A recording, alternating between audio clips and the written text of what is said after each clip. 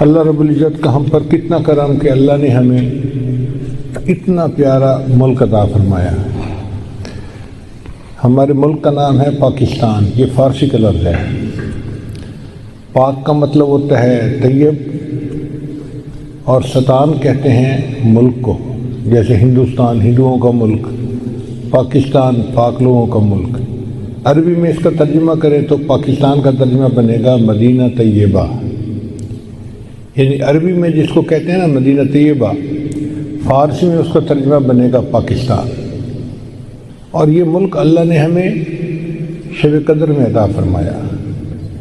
یہ عجیب بات ہے کہ پاکستان کا جو فیصلہ ہوا، سائن ہوئے، تو وہ لیلۃ القدر کی رات تھی۔ تو میں تو یہ سمجھتا ہوں کہ جس طرح اللہ نے لیلۃ القدر میں ہمیں قرآن عطا فرمایا، انا انزلناہ فی لیلۃ القدر، بالکل اسی طرح اللہ نے ہمیں یہ ملک بھی عطا فرمایا۔ اس کی وجہ کیا تھی کہ اللہ نے اس ملک سے کچھ کام لینا ہے۔ جب انگریز نے ملک بنایا تھا تو وہ یہ سوچتا تھا کہ چند مہینے بھی یہ ملک نہیں رہے گا، نہ وسائل ہیں، نہ انڈسٹری ہے، نہ کچھ اور ہے، تو کہاں سے کھائیں پیئیں گے؟ مگر اللہ نے مدد کی، ہماری بنجر زمینیں بھی آباد ہو گئی، ہمارے درختوں نے پھل دینے شروع کر دیے۔ الحمدللہ کہ آج 60 سال ملک میں گزر گئے، اللہ کھلا پلا رہا ہے ہمیں کلمے کی برکت سے، ایمان کی برکت سے۔ پچھلے دنوں ہم اسلام آباد سے ایک پروگرام کر کے واپس آ رہے تھے، تو مجھے عثمان نے کہا کہ جی ہمارے جو گارڈ ہیں انہوں نے کھانا نہیں کھایا ہوا، تو ان کو کھانا کھلانا ہے۔ میں نے کہا بہت اچھا، آپ موٹر وے پہ روکیں اور ان کو آج بہترین دعوت کھلائیں۔ کہنے لگے جی کیا؟ میں نے کہا ان کو مرغ کڑھائی کھلائیں، اور کافی ساری بنوانا کہ سارے لوگ پیٹ بھر کے کھائیں۔ کہنے لگے جی ٹھیک ہے۔ چنانچہ اس نے مرغ کڑھائی بنوائی، تنور کی گرم گرم روٹیاں تھیں، اور سالن اتنا مزیدار بنا ہوا تھا کہ انسان انگلیوں کو چاٹے۔ میں نے 2-3 مرتبہ اس سے پوچھا کہ بھئی سب لوگوں نے خوب کھایا؟ اس نے کہا حضرت ایک بندے نے 4 روٹیاں کھائی ہیں۔ اب تنور کی 4 روٹیاں سے مراد یہ کہ خوب پیٹ بھر کے کھانا کھایا۔ میں نے کہا اچھا ان کو پانی نہیں پلانا، ان کو پیپسی پلائیں۔ پھر میں نے کہا کہ اچھا کھانے کے بعد ان کو آئس کریم بھی کھلائیں۔ ایک فلی لوڈڈ دعوت تھی جو کم از کم 8 بندوں نے کھائی، اور جب اینڈ کے اوپر پیمنٹ کا وقت آیا تو ایک بندے کا خرچہ 300 روپے ہے۔ میں حیران رہ گیا کہ ایک پرتکلف دعوت کھا کے اس کا خرچہ 300 روپیہ بنتا ہے ایک بندے کا۔ 300 روپے کا مطلب $2۔ دنیا میں کوئی ملک آج ایسا نہیں جہاں $2 میں کوئی کھانا کھا سکے۔ ہمارے ملک میں آخر یہ چیزیں اتنی سستی کیوں ہیں؟ اس لیے کہ ہم غیروں کے محتاج نہیں ہیں۔ سبزی ہماری اپنی ہے، گندم اپنی ہے، چاول اپنا ہے، دالیں اپنی ہیں، پیاز، سبزیاں، آلو، سب کچھ ہمارے پاس اپنا ہے، ہمیں باہر کہیں سے نہیں منگانا پڑتا۔ اور پھر اللہ کی شان دیکھیں کہ ملک کے جو حصے ہیں ان کے موسم بدلتے رہتے ہیں۔ ٹماٹر کی مثال لے لیں، سب سے پہلے ہمیں سندھ سے ملتا ہے، اب سندھ میں ٹماٹر اگ رہا ہے اور پورے ملک میں پہنچ رہا ہے۔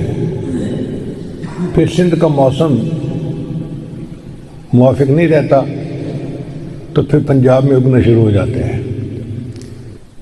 پھر یہ جو مارچ اپریل کے مہینے ہیں، یہ پنجاب سے ٹماٹر پورے ملک میں جاتا رہتا ہے۔ پھر پنجاب میں اتنی گرمی پڑنی شروع ہو جاتی ہے کہ ٹماٹر کی فصل ختم، تو پھر سرحد سے شروع ہو جاتا ہے، سوات، منگورا اور ان علاقوں میں، وہاں کا ٹماٹر پورے ملک میں جاتا ہے۔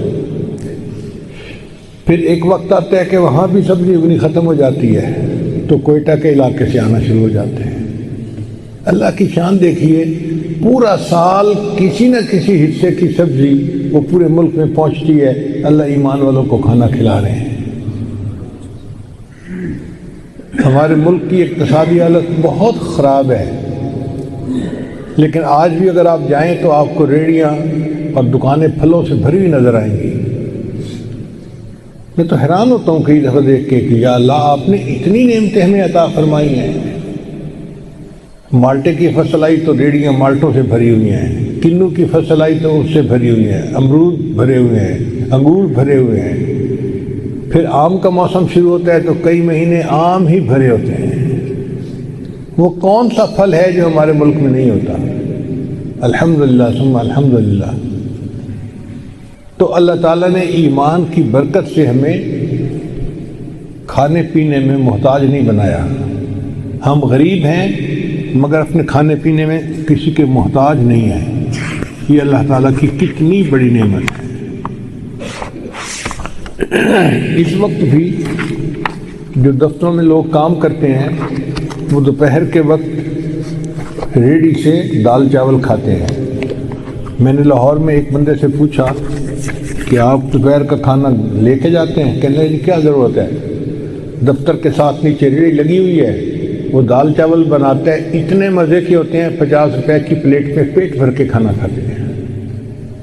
اب 50 روپے کی پلیٹ کا مطلب یہ ہوا کہ $1 میں 3 بندے پیٹ بھر کے کھانا کھا رہے ہیں۔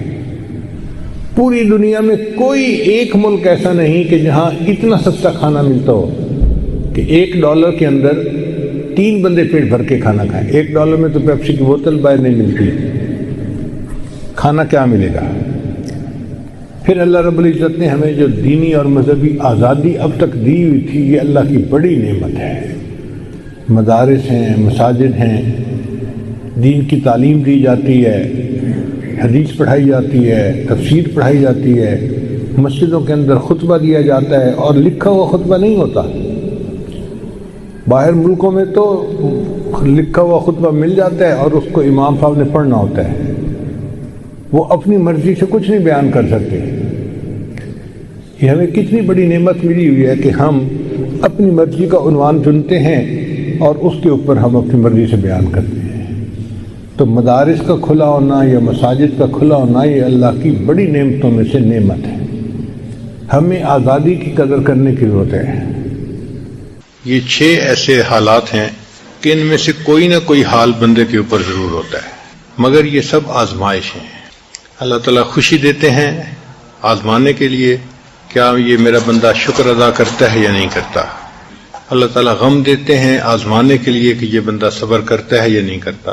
لیکن یہ آزمائش کی جگہ ہے۔ اللہ تعالیٰ نے فیصلہ فرما دیا وَلَنَبْلُوَنَّكُمْ، اور ہم ضرور بھی ضرور تمہیں آزمائیں گے۔ تو اس لیے آزمائش کی جگہ ہے، یہاں آزمائش تو ہر بندے کی ہونی ہی ہے۔ مگر ایک نقطہ ذہن میں رکھیں کہ ہمارے مشائخ نے لکھا ہے کہ غم کے حالات میں اکثر لوگ پاس ہو جاتے ہیں کیونکہ صبر کر لیتے ہیں۔ عوام الناس بھی کہہ دیتے ہیں اللہ کی مرضی، جوان لڑکی تھی خاوند فوت ہو گیا، اب اس سے بڑا غم اس کے لیے کیا ہو سکتا ہے، لیکن اس سے پوچھیں تو آگے سے جواب دے گی جو اللہ کی مرضی۔ اس کا مطلب وہ کامیاب ہو گئی کہ اس نے اللہ کی رضا پہ اپنے آپ کو راضی کر لیا۔ لیکن جو خوشی کے حالات ہیں ان میں اکثر لوگ فیل ہو جاتے ہیں کہ خوشی میں شکر ادا کرنا ان کو یاد نہیں رہتا۔ تو خوشی زیادہ مشکل امتحان ہے بنسبت غم کے۔ تاہم صحت ہو یا بیماری ہو، انسان ہر حال میں اپنے رب سے راضی رہے۔ جو آج کی حکم ہے اس میں فرماتے ہیں کہ جب تک تو اس دنیا میں ہے قدورتوں کے پیش آنے کو کچھ عجب خیال نہ کر، یعنی اس پہ تعجب نہیں ہونا چاہیے کہ جی ہمیں پریشانی آ گئی ہے، جو پریشانیوں کا گھر، تو پریشانی تو آنی ہے۔ تو جب تک تو اس دنیا میں ہے قدورتوں کے پیش آنے کو کچھ عجیب خیال نہ کر، کیونکہ دنیا نے اسی چیز کو ظاہر کرنا ہے جو اس کا وصف ہے، یعنی برتن سے وہی نکلتا ہے جو برتن کے اندر موجود ہوتا ہے۔ کل اناء یترشح بما فیہ۔ اب دنیا میں چونکہ ہے ہی قدورتیں، وہ قدورتیں ہی ظاہر ہوں گی، پریشانیاں ہی ظاہر ہوں گی۔ یہ ہے جو پریشانی کا گھر، وہ جگہ جہاں کوئی پریشانی نہیں، اس جگہ کو جنت کہتے ہیں، اور وہاں ابھی داخل نہیں ہوئے۔ جب جنتی جنت میں داخل ہونے لگیں گے تو وہ کہیں گے الحمدللہ الذی اذھب عنا الحزن، سب تعریفیں اس اللہ کے لیے ہیں کہ اب ہم سے حزن چلا گیا، غم چلا گیا۔ جنت میں کوئی غم نہیں ہوگا، کوئی پریشانی نہیں ہوگی۔ تو دنیا تو ہے ہی پریشانیوں کا گھر، اس لیے دنیا میں اگر کوئی پریشانی آئے تو اس پہ بہت پریشان ہونے کی ضرورت نہیں ہوتی، اس کو برداشت کر لینا چاہیے، یہ سوچتے ہوئے کہ یہاں تو یہ سب کچھ ہوگا ہی صحیح۔ صحابہ کرام ایک فقرہ اکثر کہا کرتے تھے کہ استقبال المصائب بالتجمل، کہ جب مصیبتیں آئیں تو ان کو اچھے طریقے سے ان کا استقبال کرو، ومواجہۃ النعم بالتذلل، اور اگر اللہ تعالیٰ نعمتیں عطا کرے تو بڑی عاجزی کے ساتھ ان نعمتوں کو آپ حاصل کریں، یعنی جب نعمتیں ہوں تو طبیعت کے اندر اس وقت عاجزی ہونی چاہیے، جھکنا چاہیے کہ اللہ نے نعمتیں عطا فرمائی ہیں، اور اگر پریشانی آئے تو پھر تحمل کے ساتھ، تجمل کے ساتھ اس کا استقبال کرنا چاہیے۔ بہت لوگوں پہ بہت طرح کی پریشانیاں آتی ہیں، لیکن ایک بات پکی ہے کہ ہمیں اللہ نے جس حال میں رکھا ہے وہ بہت بہترین حال ہے، ہر بندے کو اللہ نے بہترین حال میں رکھا ہوا ہے۔ ایک صاحب تھے تو وہ پریشان تھے کہ جی میں تو بہت پریشان ہوں، تو ان کو کہا گیا کہ اچھا بھائی آپ ایسا کرو کہ پورے شہر میں جو آپ کو سب سے بہترین حال میں آدمی نظر آتا ہے نا، تم اس کی جیسی دعا مانگ لو۔ وہ پورے شہر میں گیا، اس کو ایک جگہ ایک جیولر نظر آیا جس کی دکان پہ گاہکوں کا تانتا بندھا ہوا تھا، بہت لوگ تھے خریدار، اور وہ اپنی جیولری بیچ رہا تھا، پیسے کما رہا تھا، اور اس کے 4-5 بیٹے تھے بہت خوبصورت نوجوان جو اس کا ہاتھ بٹا رہے تھے۔ اب اس بندے نے فیصلہ کیا کہ یہ شہر کا سب سے زیادہ خوش قسمت انسان ہے، میں اس جیسا بننے کی نیت کرتا ہوں۔ چنانچہ جب اس نے دل میں سوچ لیا تو چاہتا تھا کہ میں دعا مانگوں، پھر خیال آیا کہ میں اس سے پوچھ تو لوں کہ یہ کیسی زندگی گزار رہا ہے، تو اس نے جا کے اس سے پوچھا کہ سنائیں جی آپ کی زندگی کیسی ہے۔ اس نے کہا کہ خدا کا واسطہ یہ کبھی دعا نہ کرنا کہ میرے جیسا بری قسمت والا انسان دنیا میں کوئی نہیں ہوگا۔ میں نے پوچھا کہ بھئی آپ کی بری قسمت کیا؟ اتنا آپ کے پاس مال ہے، پیسہ ہے، عزت ہے لوگوں کی نظر میں، اتنا بڑا مکان ہے اور ہر چیز کی آپ کے پاس سہولت ہے، تو آپ کہتے ہیں کہ میرے جیسا بدقسمت کوئی نہیں ہوگا؟ اس نے کہا ہاں، جو میرے ساتھ گزر رہی ہے وہ میں نہیں بتا سکتا۔ اس نے کہا پھر بھی بتا کیا ہوا؟ اس نے کہا کہ میں تھوڑا کام کرتا تھا، کام اتنا زیادہ شروع میں نہیں تھا، تو ایک موقع پہ بیمار ہو گیا۔ اب جب بیمار ہو گیا تو نہیں، میرا کام اچھا چل رہا تھا، ایک موقع پہ میری بیوی بیمار ہو گئی۔ اب جب وہ زیادہ بیمار ہوئی تو میں اس کے پاس اس کی عیادت کے لیے بیٹھا ہوا تھا، اور میں اس سے محبت کی باتیں کر رہا تھا کہ مجھے آپ سے اتنی محبت ہے اور اتنی ہے۔ وہ خوبصورت تھی، اچھی شکل کی تھی۔ اس دوران اس نے مجھے کہا کہ ہاں میں تو اب مر رہی ہوں، تو میں جیسے ہی مروں گی تو دوسری شادی کرے گا اور تو اپنی زندگی گزارے گا، مجھ سے تمہیں کیا ہے؟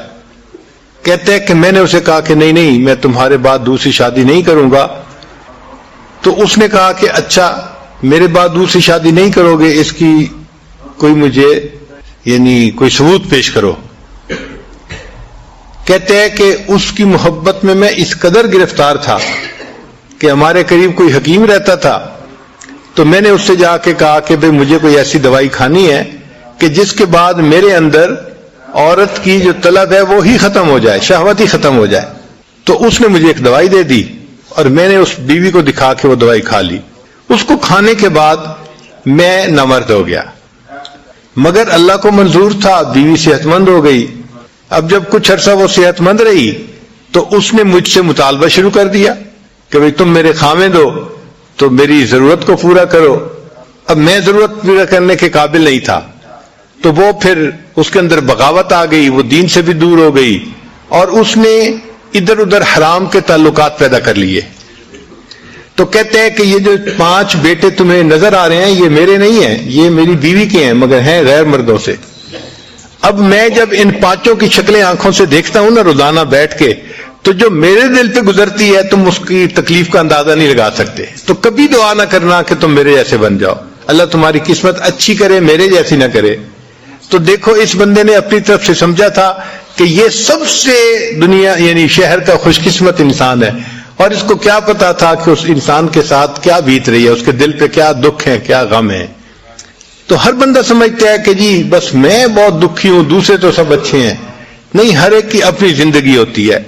بس اللہ سے یہ دعا مانگو کہ اللہ نے ہمیں جس حال میں رکھا ہے، اللہ ہمیں صبر کی توفیق عطا فرمائے، شکر کی توفیق عطا فرمائے. اللہ نے ہمیں بہترین حال میں رکھا ہوا ہے. سچی بات تو یہ ہے کہ ہم نے تو دنیا کے اندر آ کے غم کو دیکھا ہی نہیں ہے. سچی بات کروں نا تو ہم نے تو غم کو دیکھا ہی نہیں ہے. یہ چھوٹی موٹی چیزیں یہ کیا ہوتی ہیں، اس کو غم تھوڑا کہتے ہیں. جو دنیا میں لوگوں پہ غم بیتے ہیں، اگر کبھی اس کی سٹوریاں سننے لگیں تو حیران ہی ہو جائیں. کتابوں میں واقعہ لکھا ہے کہ ایک عورت تھی، طواف کر رہی تھی، اور طواف کے دوران کہتی تھی اللہ میں اس حال میں بھی آپ سے راضی، اے اللہ میں اس حال میں بھی آپ سے راضی. تو ایک آدمی نے یہ سنا تو بڑا حیران ہوا. اس نے اس سے پوچھا کہ تو کیوں کہتی ہے کہ میں اس حال میں بھی آپ سے راضی، میں اس حال میں بھی آپ سے راضی؟ اس نے کہا کہ میں طواف ختم کر لوں گی نا تو میں تمہیں اپنا واقعہ سناؤں گی. چنانچہ اس عورت نے اپنا واقعہ سنایا کہ میرے 3 بچے تھے، میں گھر کے اندر ایک دن تندور پہ روٹیاں پکا رہی تھی، تو میرے بڑے 2 بچے جو تھے وہ گھر میں کھیل رہے تھے کمرے میں. اچانک مجھے شور کی آواز آئی، تو وہ کہتی ہے کہ میں نے جب شور سنا تو میں وہیں سب کچھ چھوڑ کے تنور پر آٹا روٹیاں تو میں کمرے کی طرف بھاگی. جب کمرے گئی تو میں نے ایک عجیب تماشا دیکھا کہ اس سے 1-2 دن پہلے میرے خاوند نے گھر میں بکری کو ذبح کیا تھا، اور جس چھری سے بکری کو ذبح کیا تھا وہ اس نے کمرے میں رکھی تھی. تو میرے دونوں بچے کھیلتے کھیلتے ان میں سے ایک نے دوسرے کو کہا کہ تمہیں پتہ ہے کہ ابو نے بکری کو کیسے ذبح کیا تھا؟ تو وہ دوسرا کہتا ہے مجھے تو نہیں پتا. وہ کہتے اچھا آؤ میں تمہیں بتاتا ہوں کہ کیسے ابو نے ذبح کیا تھا. تو میرا درمیان والا بیٹا جو تھا وہ زمین پر لیٹ گیا، اور بڑے لڑکے نے اس چھری کو اٹھا لیا. اب وہ چھوٹا بچہ تھا اور اس کو پتہ نہیں تھا کہ چھری کتنی تیز ہے. چنانچہ اس نے اس کے گلے پہ جو چھری چلائی تو گلا تو فوراً کٹ گیا اور خون کا فوارہ چھوٹنے لگا. اب جب خون نکلا تو شور ہوا، اور میں بھاگی ہوئی آئی تو میں نے دیکھا کہ میرا بچہ خون میں لت پت پڑا تھا اور اس کی جان نکل چکی تھی. اب میں نے سوچا کہ میرا بڑا بیٹا کہاں ہے جس نے یہ حرکت کی تھی؟ وہ ڈر کے بھاگ گیا تھا اور کہیں چھپ گیا تھا. کہنے لگی میں نے اسے دوسرے کمروں میں دیکھا تو کہیں نظر نہیں آیا. جب صحن میں آئی تو وہاں میں نے تنور کے لیے کچھ لکڑیاں رکھی ہوئی تھیں، ان لکڑیوں کے پیچھے وہ جا کے چھپا تھا. کہنے لگی میں نے پیچھے سے اس کو جا کے جب دیکھا تو اس نے مجھے کوئی جواب نہیں دیا. جب میں قریب گئی تو مجھے پتا چلا کہ اس جگہ کے اوپر ایک سانپ بیٹھا ہوا تھا. یہ بچہ چھپنے کے لیے جب لکڑیوں کے پیچھے گیا، سانپ نے اس کو ڈسا اور یہ بھی وہاں مرا پڑا تھا. کہتے میں اس کی لاش اٹھا کے لائی، ایک بچے کو ایک چارپائی پہ لٹایا اور دوسرے بچے کو دوسرے چارپائی پہ لٹایا. پھر اس کے بعد میں نے فیل کیا کہ میرا تیسرا چھوٹا بیٹا جو کرالنگ کرتا تھا، رینگتا تھا، وہ کہاں ہے؟ وہ مجھے نظر نہیں آ رہا تھا. کہنے لگی میں اٹھ کے جب جو ہے تنور کی طرف آئی تو میں نے دیکھا کہ اس نے کرال کیا اور وہ تنور کے اندر گر چکا تھا. تو میں نے اپنے زندہ بیٹے کو آگ کے اندر پورا جلتا ہوا دیکھا اور وہ بھی فوت ہو گیا تھا. تو میں نے تینوں بیٹوں کی لاشوں کو چارپائی پہ رکھا، پھر ان کو نہلایا، ان کو کفن دیے. جب تینوں کے جنازے ایک دن میں گھر سے نکلے تو میں عمرے کے ارادے سے آ گئی. اب میں طواف کر رہی ہوں اور اپنے اللہ کو کہہ رہی ہوں اے اللہ میں اس حال میں بھی آپ سے راضی ہوں. آپ ذرا غور کیجئے نا اس ماں کے دل پہ کیا بیتی ہوگی کہ ایک دن میں جس کے 3 بیٹوں کا جنازہ گھر سے نکلے اور پھر وہ طواف کرتے ہوئے کہہ رہی ہے اے اللہ میں اس حال میں بھی آپ سے راضی ہوں. تو ہم نے کہاں غم دیکھے ہیں، کہاں تکلیفیں دیکھی ہیں؟ ہم نے نہیں دیکھی. ہمیں تو اللہ نے بہت سہولت کی زندگی دی ہے، بہت آسانیوں کی زندگی دی ہے. ہم تو جتنا شکر ادا کریں اتنا کم بنتا ہے. چنانچہ بہادر شاہ ظفر آخری مغل بادشاہ تھا. تو جب اس سے فرنگیوں نے حکومت کو چھینا تو انہوں نے اس کی دعوت کی، اس کو قید کیا اور پھر اس کی دعوت کی. اور دعوت میں انہوں نے اس کے سامنے دسترخوان پہ جیسے کھانے کے برتن نہیں ہوتے ڈھکے ہوئے، یہ کھانے کے برتن رکھے. تو بہادر شاہ ظفر سمجھا کہ میرے لیے کھانا رکھ دیا گیا ہے. چنانچہ کہتے ہیں کہ 10 یا 11 اس کے بیٹے تھے اور اتنے ہی برتن تھے. وہ ایک برتن سے کور اٹھاتا تھا، ایک بیٹے کا سر اس میں نظر آتا تھا. پھر دوسرا اٹھایا، دوسرے بیٹے کا سر، تیسرا، جتنے بیٹے تھے اتنے سر اس کو دسترخوان کے اوپر رکھے ہوئے انہوں نے دکھائے فرنگیوں نے. آپ بتائیں اس باپ کے دل پہ کیا گزری ہوگی کہ جس نے ایک وقت میں اپنے 10-11 جوان بیٹوں کے سر اپنی آنکھوں سے دیکھے. اسی پر تو اس نے اشعار لکھے تھے، نہ کسی کی آنکھ کا نور ہوں، نہ کسی کے دل کا قرار ہوں، جو کسی کے کام نہ آ سکے میں وہ ایک مشت غبار ہوں۔ کوئی مجھ پہ دیپ جلائے کیوں، کوئی مجھ پہ پھول چڑھائے کیوں، کوئی مجھ پہ آنسو بہائے کیوں، میں وہ بے کسی کا مزار ہوں۔ میرا رنگ روپ بدل گیا، میرا یار مجھ سے بچھڑ گیا، جو چمن خزاں سے اجڑ گیا میں اسی کی فصل بہار ہوں۔ تو چمن خزاں سے اجڑے ہیں اس دنیا میں، ہمیں کیا پتا کیا کیا ہوا ہے دنیا میں، ذرا حالات تو پڑھ کے دیکھیں۔ بادشاہوں کے پورے پورے خاندان کو ان کے سامنے ذبح کیا گیا۔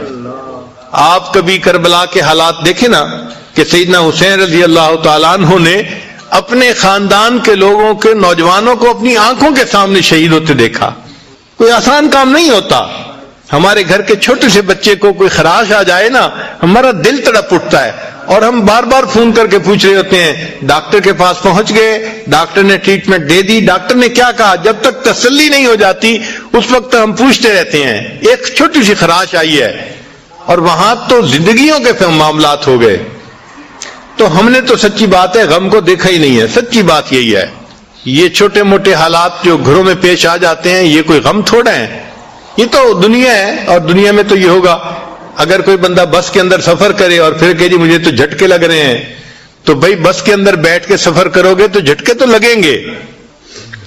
کوئی ہوائی جہاز کے اندر آپ تھوڑا سفر کر رہے ہیں کہ جو بالکل سموتھ فلائٹ ہوگی، بس ہو اور کچی سڑک ہو تو جھٹکے تو لگتے ہی ہیں۔ یہ دنیا کا بھی معاملہ ایسا ہی ہے کہ یہ دنیا کی بس ہے، زندگی کی بس ہے، اور دنیا کی یہ کچی سڑک ہے جس کے اوپر جھٹکے ہر کسی کو لگتے ہیں۔ ہر بندہ یہاں پریشان، آج ایک پریشانی کل دوسری پرسوں تیسری، اور انسان لنگوٹ باندھ باندھ کے نکلتا ہے کہ اب میں پریشانیوں کو ختم کر دوں گا، پہلی ختم ہوتی ہیں نئی اوپر سے اور آ جاتی ہیں۔ تو ہم پریشانیوں کو ختم بھی نہیں کر سکتے، بس ایک ہی اس کا حل ہے کہ ہم ان پریشانیوں کے اوپر صبر کریں۔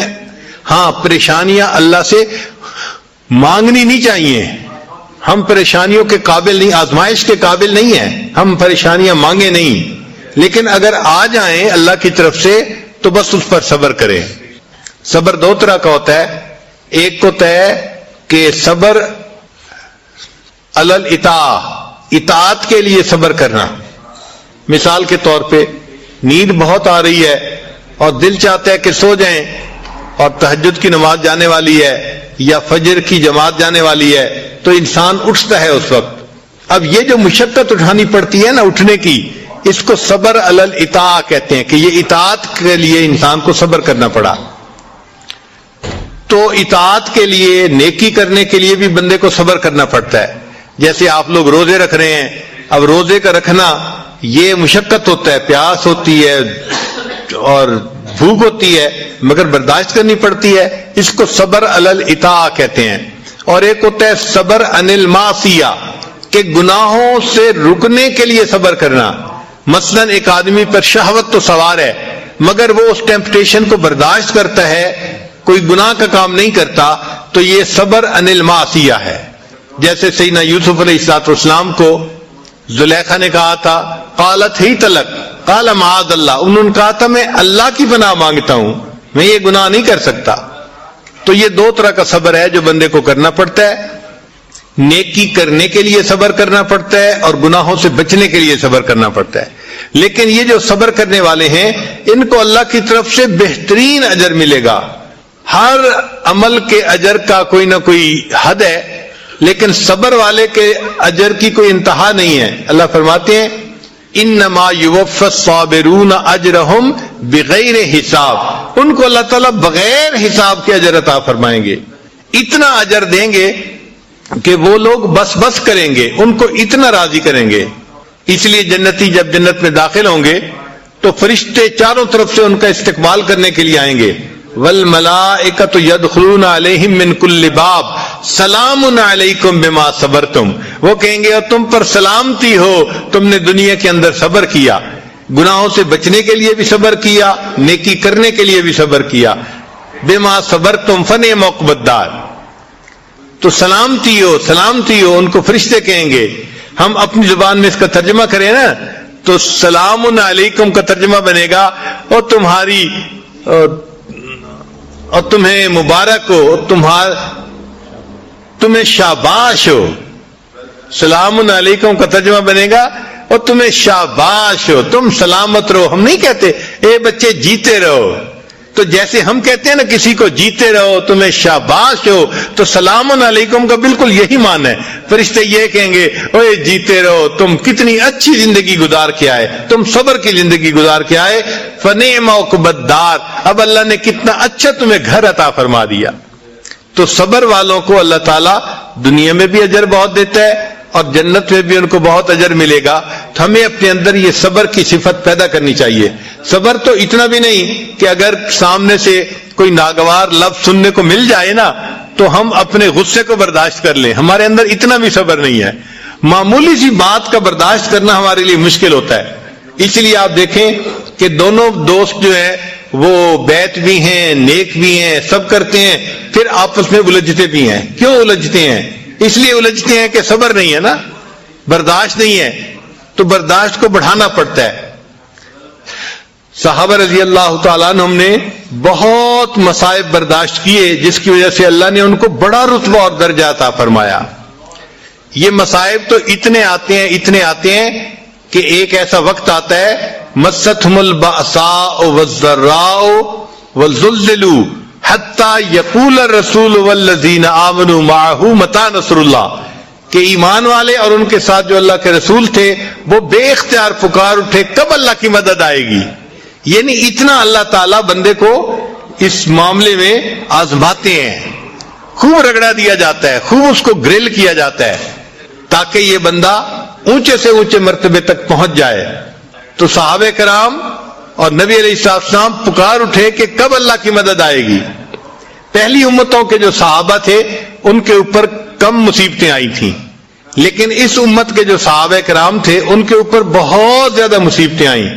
چنانچہ پہلے امتوں کے لیے ایک لفظ استعمال ہوا وَزُلْزِلُوا، مَسَّتْهُمُ الْبَأْسَاءُ وَالضَّرَّاءُ وَزُلْزِلُوا. تو زلزلو کا لفظ بتا رہا ہے کہ ان کو خوب اچھی طرح جو ہے وہ آزمایا گیا، کرش کیا گیا، اچھی طرح رگڑا گیا ان کو. لیکن جب نبی علیہ السلام کے صحابہ کی بات آئی تو قرآن مجید نے 3 لفظ استعمال کیے.